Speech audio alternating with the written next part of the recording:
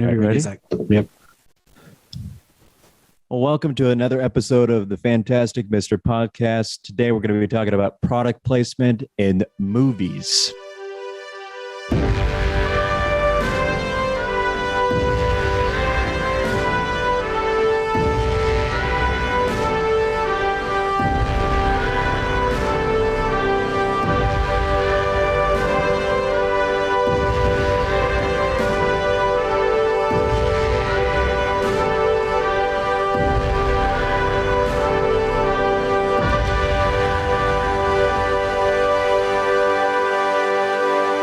Hey, Zach Briggs here, joined by Justin Strange and Jake Kramers.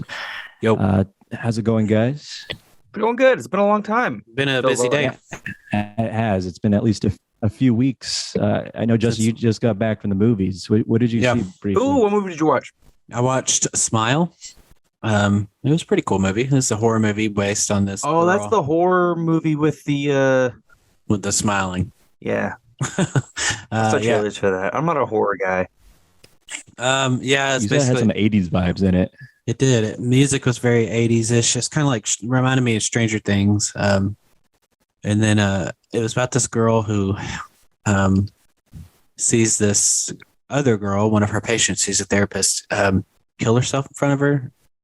And so then after that, a demon is kind of latched onto her, and she's trying to figure out a way to get rid of it.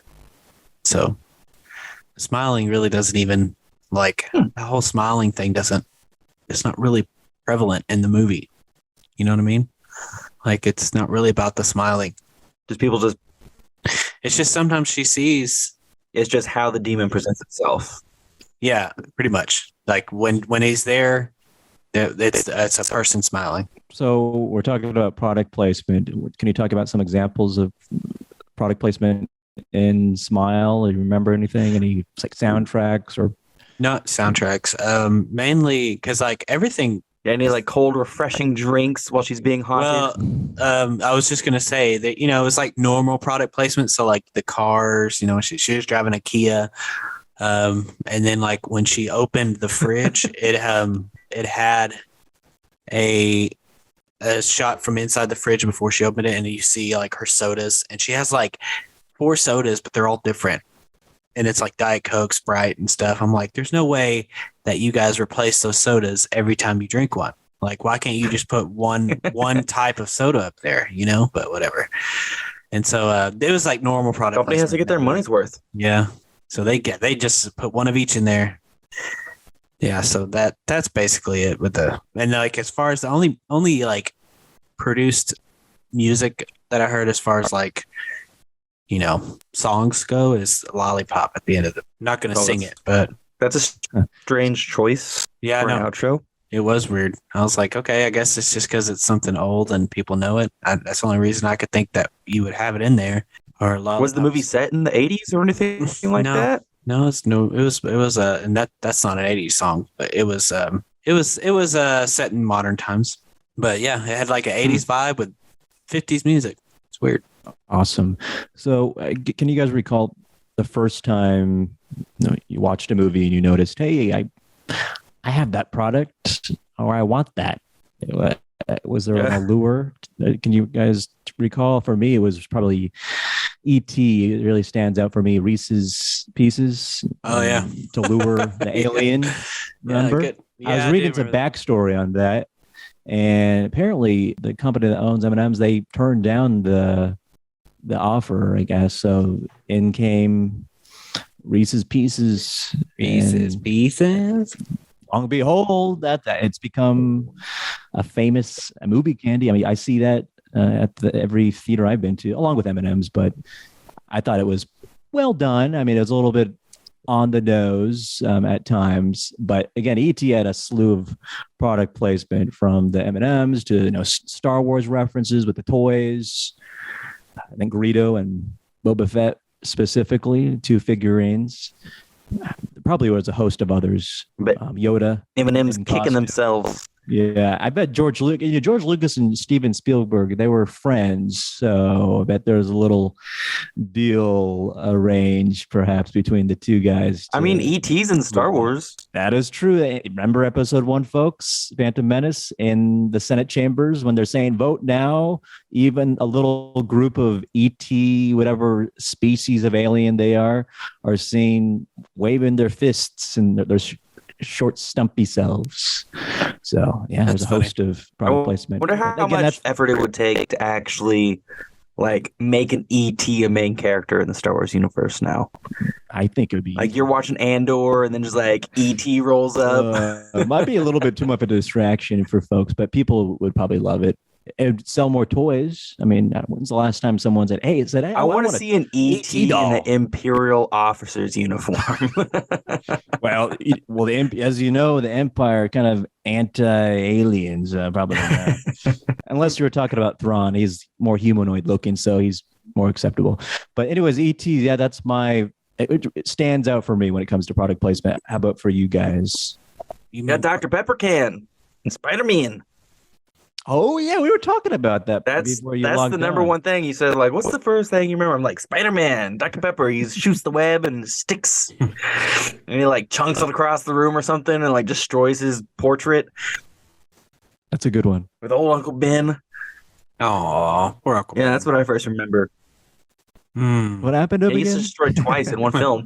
First he gets shot, and then his portrait gets obliterated for product placement, no less. I don't know. So that's the first one for me. The first one. Can't think of just one that stands out to you. The one that stands out to me right now in my head is on the first Sonic the Hedgehog movie. Whenever they mention Olive Garden to start, and that's not the last time. They mention it once.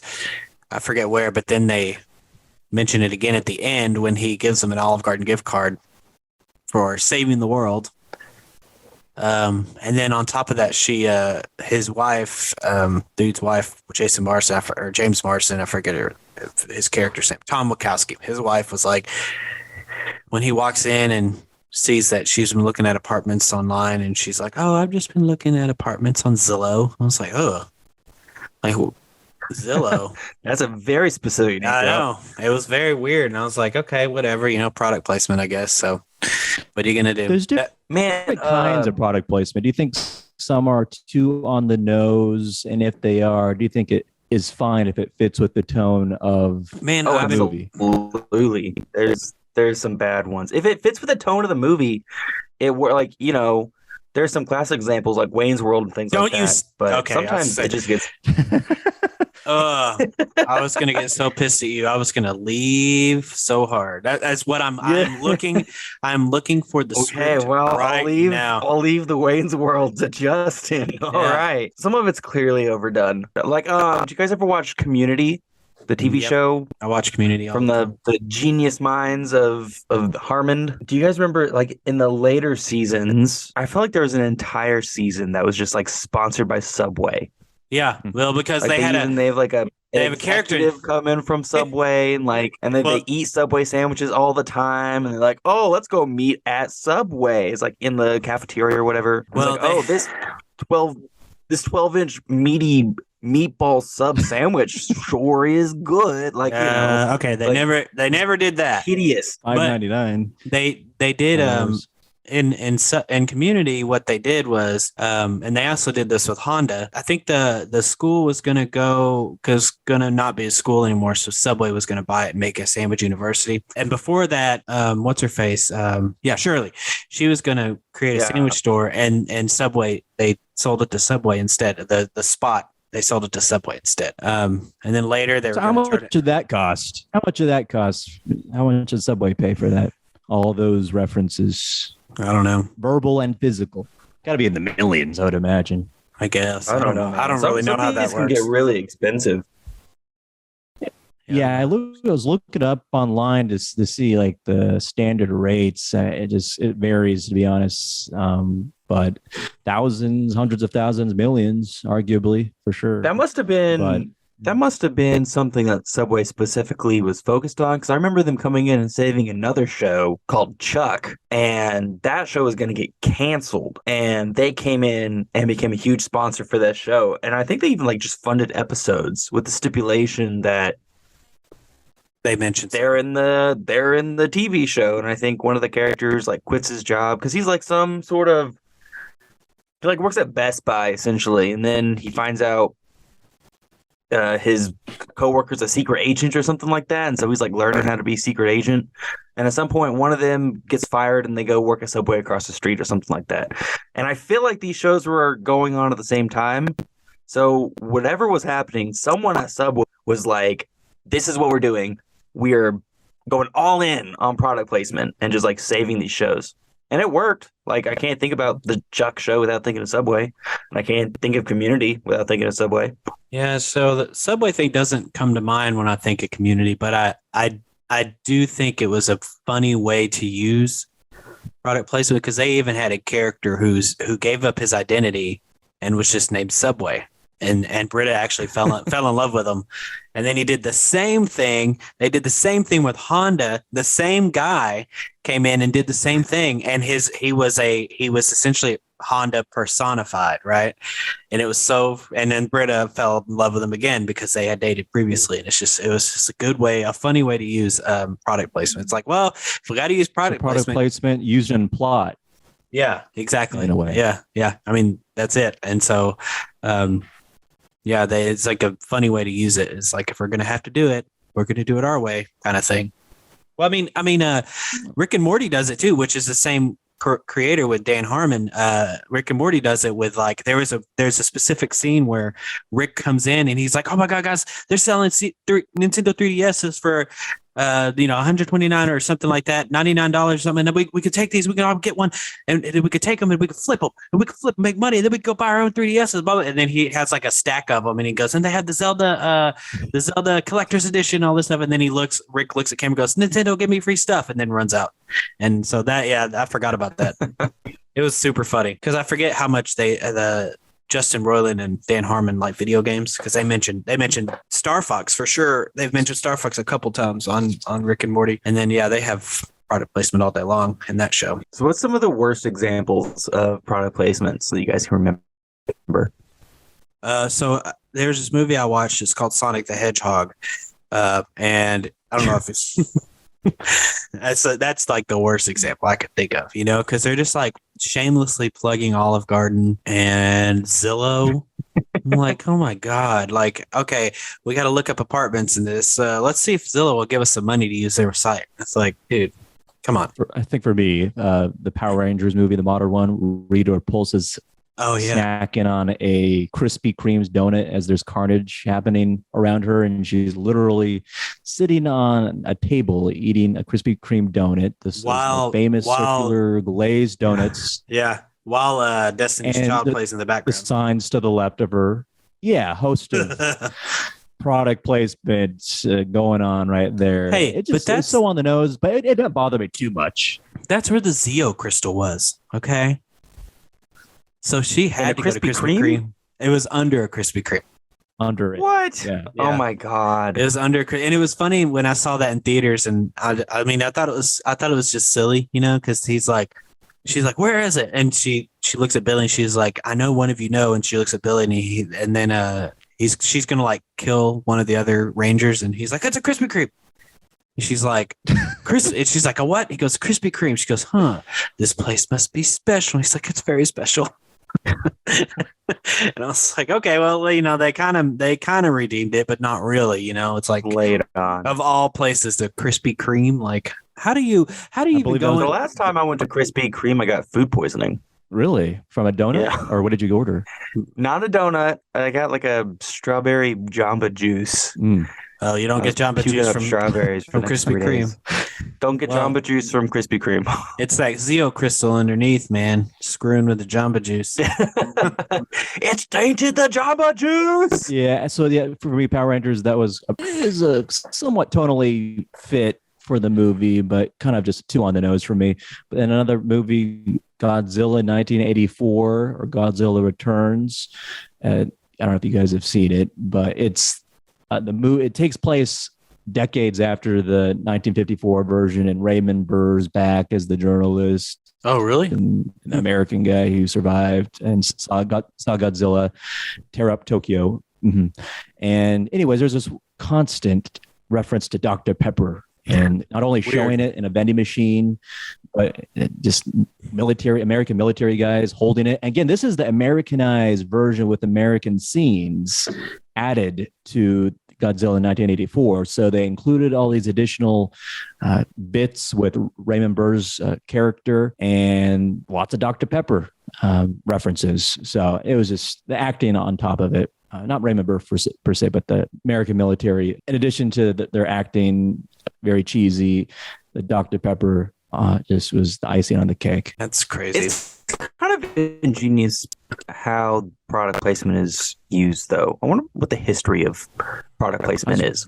I saw something briefly, like 1920s movie, and there was references to Hershey. I forgot what movie it was, but it goes back to some of the earlier days of film. Absolutely. Well, I know, how profitable it was. I don't know. I don't know how early it started, but I do know soap operas got their name soap operas because they were largely sponsored by soap companies. Soap.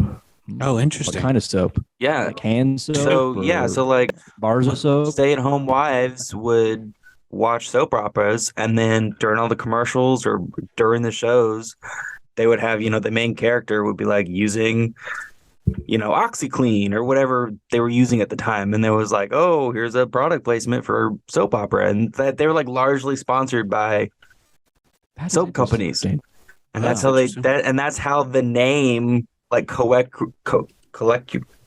can't say that word. Colloquial.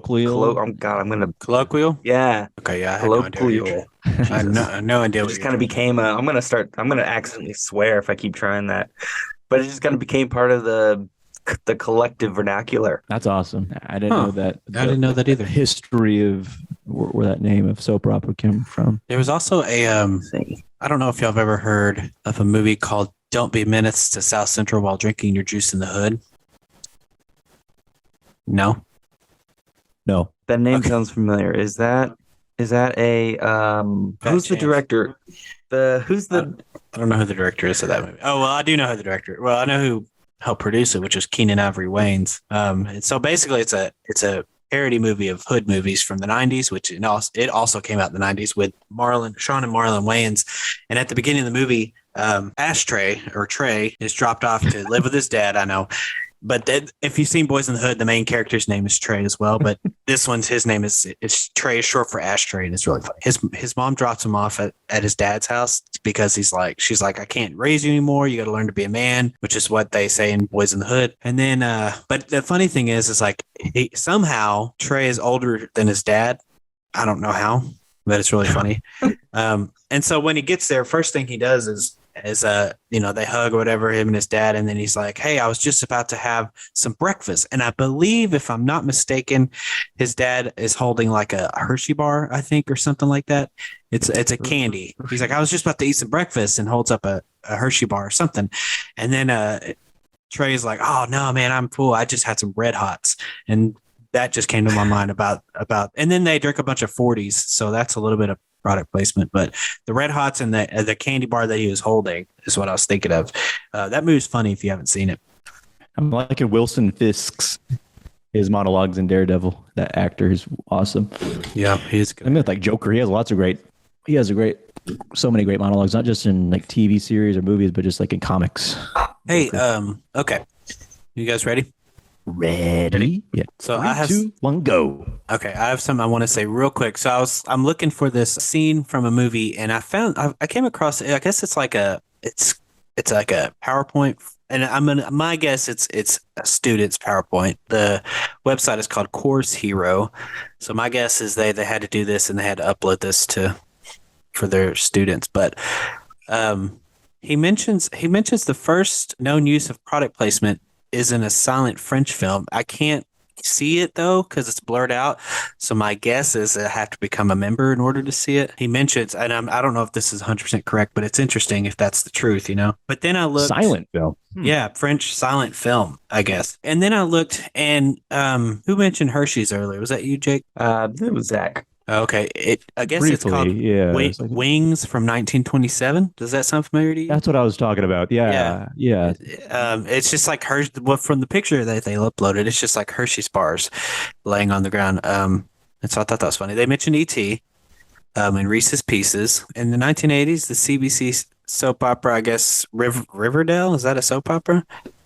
Featured over 250 products in the stores. The producer used them to make his sets more realistic. Oh, that makes sense. What is Riverdale? Is it a British soap opera? I don't know. No, isn't Riverdale? It's like a CBC. I don't It's Canadian broadcasting company. It's like a dramatic recreation of a comic strip. Well, yeah, you're thinking of, isn't it? You're thinking of, yeah, Riverdale is that's Archie Comics. Yeah, yeah. That's what it is. Okay, They turned the Archie comic into like this emo. Well, that's drama. In this, it says the 1980s CBC soap opera. That Riverdale came out like in 2017. So I wonder if it's the same thing. That came out on what year was that? Well, this is a Canadian soap opera. It portrays the daily conflicts and drama among the lives and relationships of members of the Toronto community of Riverdale. So it's a different. Okay, it's a different Riverdale. This is from 1980. But Riverdale is a teen drama based on Archie Comics. I took Archie Comics, which is like the happiest comic out there. Ridiculous. Yeah, and tried to make it a different genre. I tried to make it a completely different show. And I watched the first season and like. I guess I thought it was okay, but I never got to the second season. That's just too much for me. Okay. But the big, I guess now I can mention it. Jake mentioned it earlier with Wayne's World. I was looking for the exact like transcript if I could find it. I should have transcribed it myself, but I thought I would be able to find it, but I haven't been able to. But in the episode, or excuse me, in the movie, you know, it's about Wayne Campbell and his friend Garth, who have a show that they do on public access, which kids, if you've ever heard of public access, it's kind of like YouTube back in the 90s, but you had to use, you had to have your own like satellite dish and a bunch of equipment to do it in order to be on public access. But you basically, I guess, I'm just guessing here, you somehow get the frequency or whatever to get on TV. And so there was always like a public access channel where people could just kind of do their own thing. And so they had a show in their basement called Wayne's World. And there's a bunch of nonsense on the show, kind of like YouTube shows now, right? But what happens is an executive sees it and decides to make it a TV show, a real talk show. Right. And so, and by real, I mean like funded with a set and, you know, all this other stuff. And so in one of the first episodes they did, they wanted him to interview the sponsor, which is called Noah's Arcades. And Noah's Arcade is like these arcades for all around where they live. I think it's Aurora, Washington, I think, or Colorado, one of those states. So he's got these arcades all over the place. So he sponsors a show, and so he's being interviewed. Well, the whole time he's kind of making fun of him. Wayne is he's on his cards with the questions on it. He's made like jokes and stuff, and so afterwards, Rob Lowe, who plays the executive who kind of gets Wayne's World off the ground, goes to Wayne and is like, "Hey, whenever you signed your contract, you agreed to let your sponsor come on the show." And the first thing he says, "Contract or not, I will not bow to any sponsor." And like he has a Pizza Hut box and he's opened it and he pulls out a piece of pizza and like holds it up and like looks at the camera, straight at the camera, and smiles. And then and he's like, "You know what I mean, Garth?" And then you see Garth and it like pans up from his feet to his head and he's completely decked out in Reebok, like apparel. So he's got like Reebok shoes, Reebok socks, Reebok, like this was back in the 90s. So there were windbreaker jackets and pants. You remember those? He was wearing those with like a Reebok headband and a hat, and he goes, he's like, it's like people only do stuff because they get paid, and so yeah, and then I think and on here it actually tells us what it says they are promoting products like Pizza Hut, Doritos, and he actually says something to the camera and then eats a Dorito, and then they do the Reebok thing, and then Nuprin, which was like, I guess, a headache medicine back in the 90s. And I do vaguely remember their commercial. It was all black and white, except for the pill was yellow. And so he's like, oh, we have to stop. It's giving me a headache. And then Garth comes in and he's like, here, take one of these. And then he dumps it into Wayne's hands and he's like, oh, Nuprin, tiny, yellow. And it's just really funny because everything's black and white, but then the pills. And then the last thing they did, Rob Lowe had made a comment about choice or something, and Wayne goes, yes, and it's the choice of the next generation, of a new generation. And then he drinks some Pepsi and then holds it up and smiles right at the camera. And so like that was like, when I saw that, I thought that was the like most like one of the funniest, most blatant ways to use product placement in your movie, because I mean, embracing it. Yeah, they're just like making fun of it because he's like essentially saying, no, I'm not gonna bow to sponsors. We're not gonna have product placement in our show. But then it's like straight product placement the whole time. He's trying to like defend his case of no product placement, you know. So that was that's actually one of the funniest. I actually used that. We talked about product placement in my drama class. Did you? Yeah, and I showed that clip and they thought it was funny. Believe it or not. Have you guys seen Fanboys, 2009's Fanboys, about the Star Wars fans taking that cross-country trip to go see a screening of episode 1 before one of the friends dies? Have you seen that? No. That's I have seen clips, but it looks quite funny. I haven't seen it. Essentially, obviously it's a movie of product placement, but it's integrated into the story.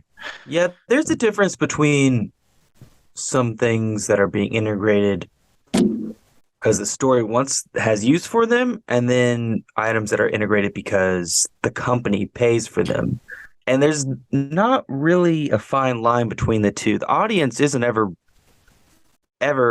really told whether something is paid for or if it's actually in use to the service and the writers want it to be there. Because I know like there are situations where in like Deadpool, Ryan Reynolds wears a shirt with like Betty White's face on it. That's because Ryan Reynolds loves Betty White and Deadpool, the character, loves Betty White. And so they actually had to approach the Betty White estate and pay them $10,000 just so he could wear her likeness. That's crazy. In like, it was like a 12-second scene, like, you know, like he's just wearing a shirt talking to someone else. And then in like Hot Fuzz, if you ever watch Hot Fuzz, they have a whole scene where the two are watching cop shows. They're watching, you know, like Bad Boys and this and that. They reference those films all throughout Hot Fuzz because it actually plays in. Like they watch these shows, and it was really expensive for them to get those other movies brought in and displayed on screen. They had to get permission from the actors. They had to get permission from the staff. They had to get permission from the production companies. Also, these two schlubs can sit on a couch and crack jokes. Yeah, watching, you know, Bad Boys. But they use that. The characters actually use that, and they actually reference those films because it's a part of the character building and the, you know, the world building. Whereas Sonic, I think it's pretty clear to say that was a paid advertisement as opposed to in service of the story. Lame. I always wonder that when companies are having these conversations with movie makers on how the product is portrayed, whether they want to talk badly about it, like in the film. I mean, I wonder how that works. That's a very good question. I know for one, Apple has rules when their products are displayed. Ryan Johnson had an interview, and he let it slip, at least for his production with Knives Out. Apple had very clear rules that no bad guys can use iPhones. So here's a tip for you. if you're ever watching a movie and it's like a whodunit, and then everyone has iPhones, and like one guy has an Android, there's your bad guy. Because iPhone has Interesting. rules. If they give the production Apple products to use, they have a stipulation where the bad guys cannot use Apple products because they don't want it to tarnish their image. So I would just give everybody Android products or a Google Pixel or something. Like screw That's Apple, what I would do if I was producing it. I would be like, well, okay, All I right. guess everyone's gonna get like a Google Plus. Yeah, they're gonna get that new flip phone. I remember the Matrix movies was all about the Nokia. Well, that's because Nokia was popular back then, man. Nokia was like the first one of the first cell phones that came out. I remember my mom had one. It's like you throw that thing and it will never break.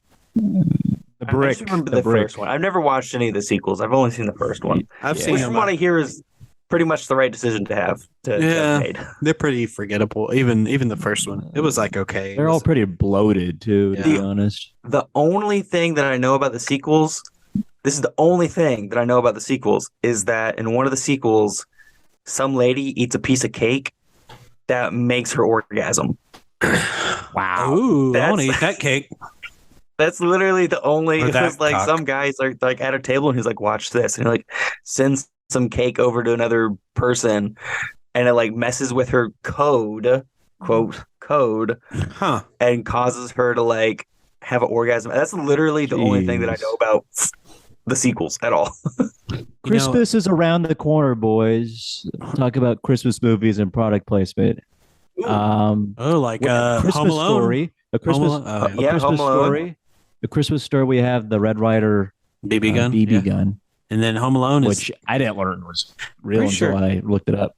Home Alone has Coca-Cola because one of Kevin's little brothers, he's going to pee the bed if he drinks a Coke. Yep. And then I think I don't want to say Pizza Hut. Is Pizza Hut in there? No, Or is that Little just- Nero's. Oh, Little you're Nero's. right. Okay. You I don't know if that's a real local pizza place though. I think it's just Little Nero's Pizza. It's a fictional Yeah, pizza joint. I would think so. Little Nero's Pizza. Here we go. It looked delicious. Always watching that show makes me want to eat pizza. Well, it looked delicious to me, and I don't think it was really product placement because he didn't mention the brand. But the mac and cheese that Kevin makes in that movie, I was like, dude, you make some good mac and cheese, I man. think it was just Kraft or 'Cause- something. Yeah, I think it was too because it looked like Kraft, but like he makes this big plate of it and then blesses it. I'm like, God, that mac and cheese looks But who uses a fork and knife for for mac and cheese. mac and cheese? And he doesn't A even. little psychopath. I was that's so what. mad. I was so mad when the clock hit whatever time it was, and he didn't get to eat one. He didn't bite get of to his mac eat and any cheese. of it. I Like, was dude, annoyed. you knew when they were going to be there. You could have made that mac and cheese a little earlier.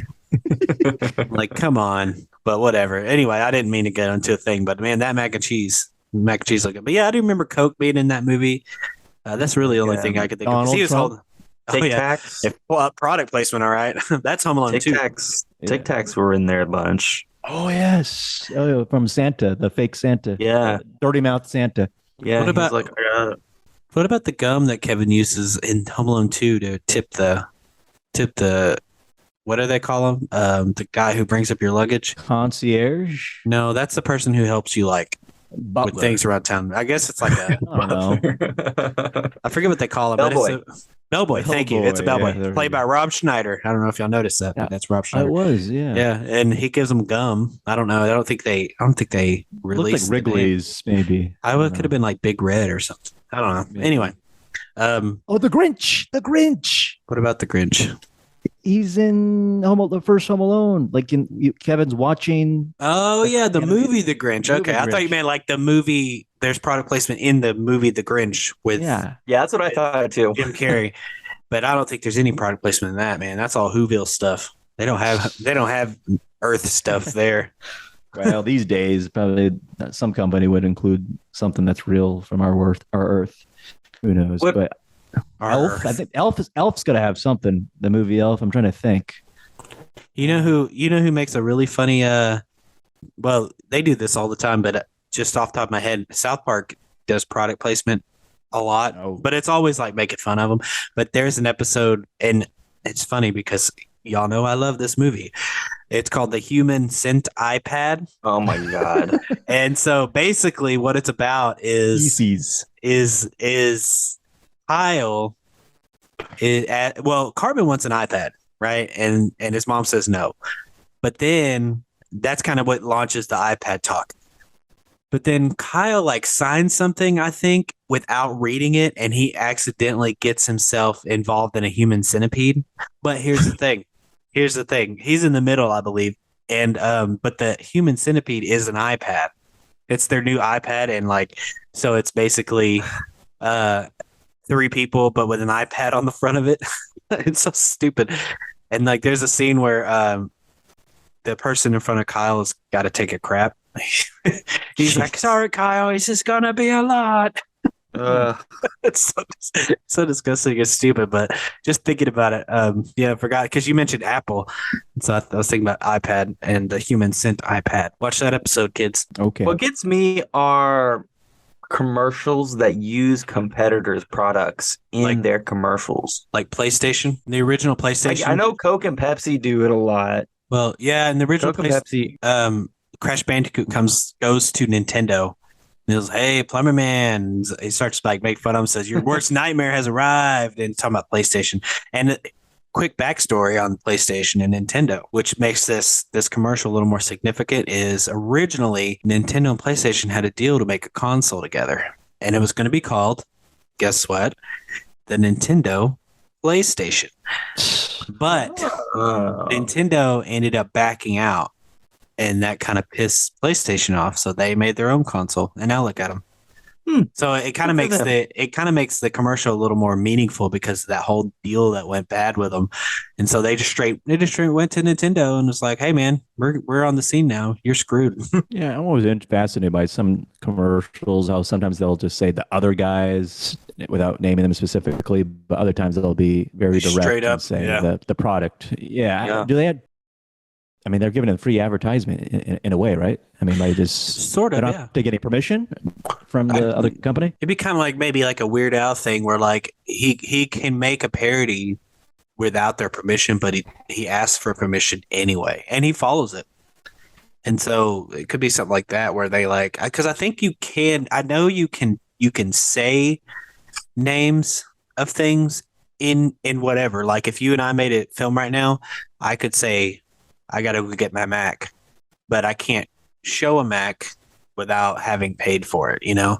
Mhm. If I remember correctly, I took a media law class in college, and I think that's it. Jake, correct me if I'm wrong. You and I went to school for the same thing. So yeah, I think you can say the name of things. You just can't have them on camera without like, In the universe, like people have to act naturally. If someone is just doing something and they mention something, like well, it's kind of like on that doesn't qualify. yeah, exactly. And it's kind of like iCarly. I think iCarly, all their computers have some other fruit on them, and I believe it's They have like a really. pear on it or okay, something yeah. like that. Yeah, I mean it's clearly a Mac, you know, but they just covered up I the think it was Drake apple and with Josh. yeah. Okay, that's the same. Remember in Drake and Josh, one episode, the Spherical. the junk food versus the video games, and the controller Spherical. looks like a Nintendo 64 controller, but it's for the That's crazy. Sphere. The game sphere. Spherical.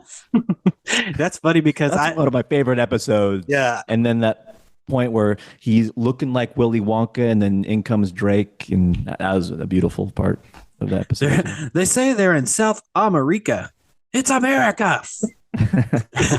That was one of the few like Nickelodeon. I think it was a Nickelodeon show that was like really funny. That was kind of like for younger teens and kids. But like by the time Wasn't Drake there a channel called Nick Teens or something? Nick Teen or Nick Two? Teen Nick, I think. Teen Nick. Teen Nick or something like Yeah, that. yeah. Yeah, but these are for like 14 and under. And at the time, I was probably like 17 or 18. I don't remember when Drake and Josh came out, but I remember thinking, man, this show is funny. Like I even feel for like me, that's the style of humor I've adopted, like just in my everyday life in a way. Like just, spherical. do you think there's a way to do it properly in modern movies? Mm. Do you think there is too much of it? Is it too much in our faces? Too much? I don't Well, really you- pay attention. I'm not look. It's not something I'm looking out for. Yeah, that's and it's kind of like you mentioned earlier. I think it's before we started recording. Like Transformers is all like it's a movie about product placement because Transformers were a toy before they were a cartoon, and they created the cartoon to sell more toys.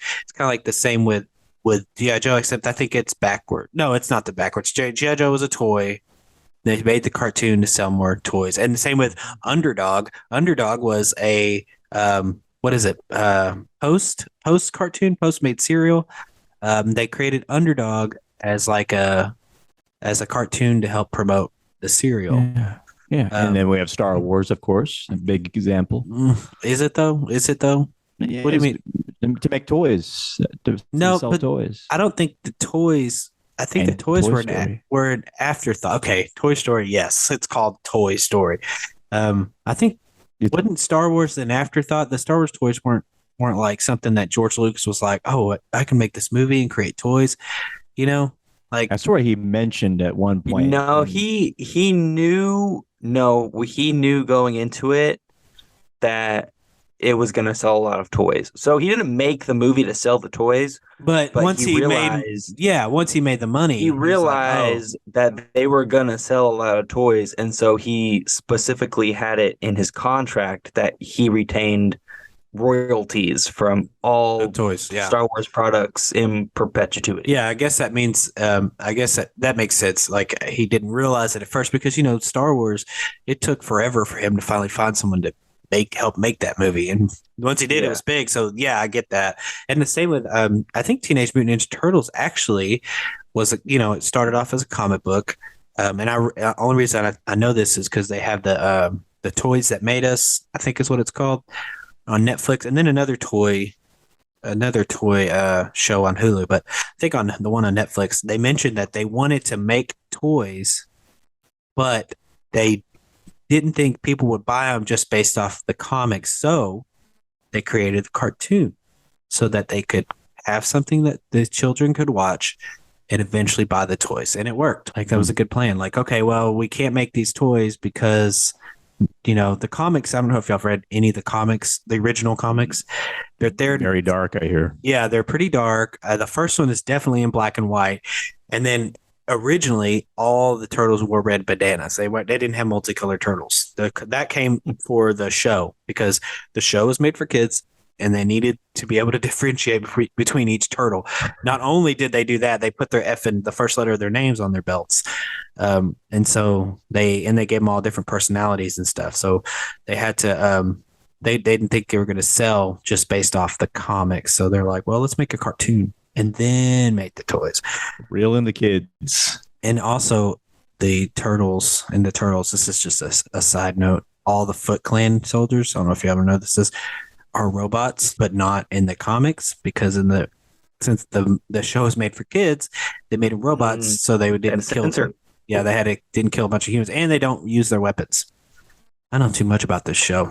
Now, why does Leo have his swords, anyways? Come on. I mean, he uses them in the movies and the newer cartoons.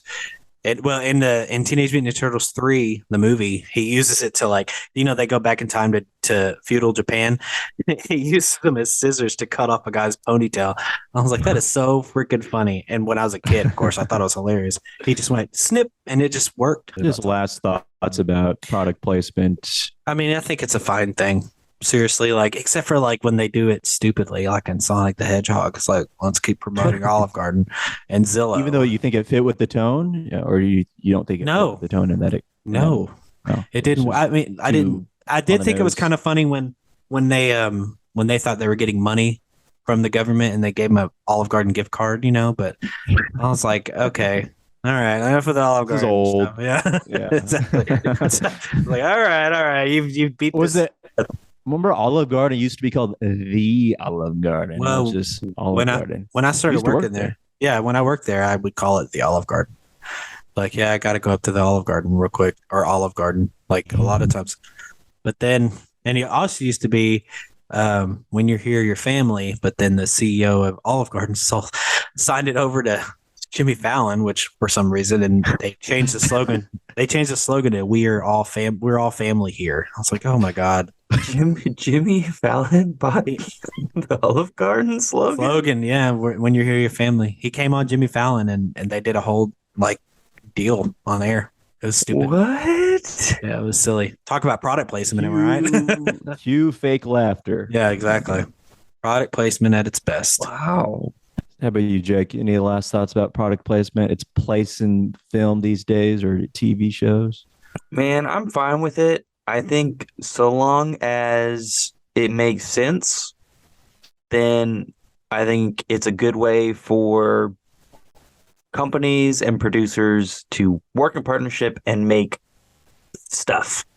You know, if I'm able to get $30,000 from a company and I have to throw a Dr. Pepper can in there for my hero to drink, I'm cool with it. Yeah, I'm people totally have to cool drink, people have to use computers, people have to drive cars. That makes sense. It's when they start to really put it on the nose and really shove it in your face in situations that it would not belong, unless it's a sort of show that is satirical, and they're able to directly call out the fact that they are using product placement because that fits the tonality of the movie or the show. So, but I think it's a good way for people to get what they want. And I think it makes sense for the audience to see actual products that they would use in their daily lives, as opposed to, a weird banana computer or a strange, fourth party cell phone. Banana computer. Yeah, I mean, I was inspired to buy or look into the Ray-Ban sunglasses that were worn by the young Cyclops actor in one of the X-Men films. That's the same guy from Sonic the Hedgehog. They have, but they have like the in the movie they're different. Like they cover like the sides so you can't see the eyes and everything. But I looked them up, and Ray-Ban has like inspired by the movie and the red tinted mirrored lenses. Cool. So I bought them because of that movie. Are you talking about the? Are you talking about reeled me in the prequel X-Men from the 80s? Yeah. Oh, okay. I was thinking. Yeah, I was thinking of the Hugh Jackman X-Men. Well, the Hugh Jackman X-Men. I think at one point they were using Oakley sunglasses. Well, I thought he was using. He had his little. I thought he had his little, because in the cartoon he has. I thought he had a visor. Yeah, it's like a. Well, it was a visor, but they're kind of. I was looking up specifically those sunglasses, and they said, "Oh, they were inspired by a Ray-Ban, but they just have the." Okay, cool. Like when he's just like a normal person. Oh, gotcha. Oh, okay, when he's not using his powers to their. Yeah. Okay. Yeah. That's cool. Cool. And Daredevil, Matt Murdock's glasses. Which Daredevil? Both of them? The Ben Affleck one? MCU one. Oh, okay. Because he wears sunglasses in the Ben Affleck one too, but I don't know what kind they are. They're not as cool. They're not circular, I don't think. Oh yeah, that's true. He does have. I like his glasses in the. The thing is, Matt Murdock doesn't even need to wear sunglasses. It's just all an act because he could see in his different ways, and he doesn't need a cane either. Well, like in the Ben Affleck one, it starts raining and it outlines Jennifer Gardner's body because he can feel the vibrations. I'm like, all right. I liked that one as a kid, but I don't know if I could watch How horny when he wrote this? Yeah. Yes. I've already directed that movie. I don't think he directed it, but I think he was he was instrumental in getting the movie made because he liked Daredevil. He was instrumental in getting that rain scene put in. Yeah. He's like, we gotta have it. We can't do this movie without that scene. All right. We want to wrap this one up, Justin? Oh, I guess, since I'm the only one that can do this, apparently. All right. Well, thanks. I don't remember all the social media. So thanks for listening to us. If you have any ideas for future episodes or any movies you want us to talk about, please hit us up or if you just want to tell us what you think, hit us up on Facebook, Instagram, Twitter, YouTube, and check us out on Spotify, Amazon, and Google Podcasts. What else do we have? And YouTube, and that's where you'll hear our actual podcast. So thanks for hanging out with us this week, and we will see you next time. Bye. Bye.